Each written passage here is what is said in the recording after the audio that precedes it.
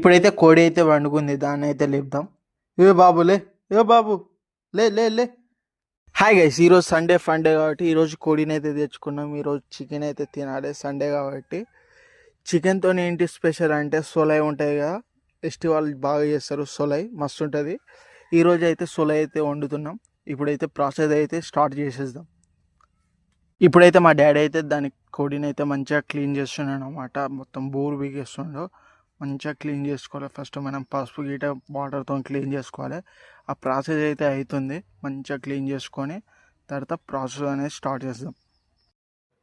ఇప్పుడు వంట మాస్టర్ ఎవరంటే మా తాత అన్నమాట. సోలై మస్తు వండుతారు అనమాట. ఒకసారి కలర్ చూడండి ఎట్లా చేంజ్ అయిపోయిందో మొత్తం. ఈ సోలై వచ్చేసి రక్తంతో తయారు చేస్తారు. ఫైనల్గా మన సోలై అయితే కంప్లీట్ అయిపోయింది. 2 రొట్టెలు అయితే వేసుకున్న ఒక్కసారి ఆ కలర్ చూడండి, సోలై కలర్ మొత్తం బ్లాక్ కలర్గా మస్తు అయిపోయింది అన్నమాట. టేస్ట్ అనేది వేరే లెవెల్ ఉంటుంది ఇప్పుడు రొట్టె వేసుకొని తింటే.